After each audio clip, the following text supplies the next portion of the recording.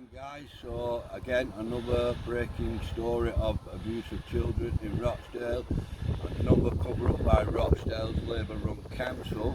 I'm here outside one of the sites of Brownhill School, so there's three sites to Brownhill School. One is in Darnhill, one is here on Heights Lane, and one is up on side of Saxon Hall next to Belfield School.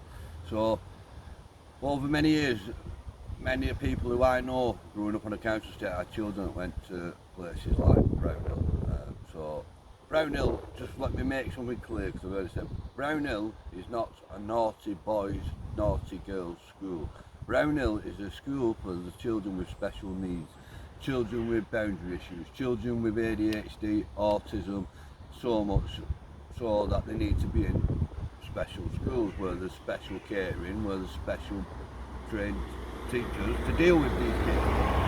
And I get some of them are boisterous, but that's the ADHD, that's the Tourette's, that's the autism. They can't help it, it's not their fault.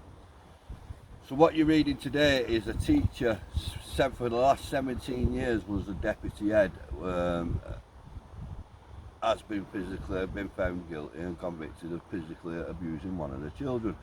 The problem is 17 years ago is too long because physical abuse doesn't travel back so far. However, when it involves special needs school, then that law doesn't apply. So why has this man not been charged, locked up for me? So I posted that up today.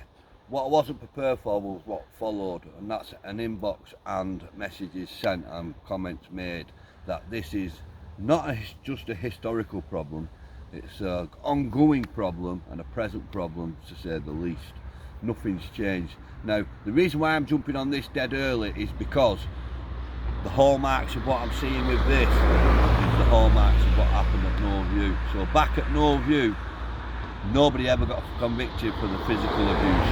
It was only ever looked at the sexual abuse. The physical abuse was ignored because it was past the statute of limitations. But many of them boys that went to that school was physically abused by an adult. And that, in my eyes, is still child abuse. Children were still abused, people should still be held to account. The other annoying thing about this is it's carbon copy of the cover-up which happened at Knowview. It's 17 years later we're finding out through the Oldham Times, not the Rochdale Observer, who coincidentally are both owned by the same news corporation. This is yet another spin of another child abuse scandal in your town, and it's done by the Labour Council. It's time, we've got to do something guys, because this is going to continue. The kids who are here, are they safe now? I can't tell you, but the things that I'm telling you, I have been told things have changed since then. But it's the same old story of lessons have been learned. Until someone's held to account, nothing ever changes, and there's been no one held to account. Therefore, I must believe there's still a problem with this school and there's still issues. And I'm finding out through my inbox that there's still a problem and there's still issues. So we're going to be tackling this. I'm going to be speaking to the police, I'm speaking to the people who are inboxing me, I'm speaking to those who are making comments, and we're going to build something and see just how bad this school was.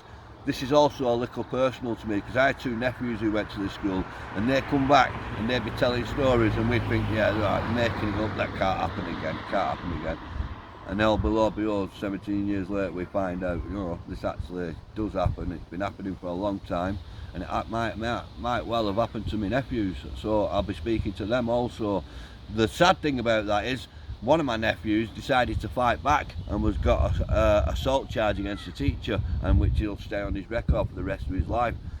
We need to be looking into that too, because was he being abused? We don't know. We're going to find out though. Cheers guys.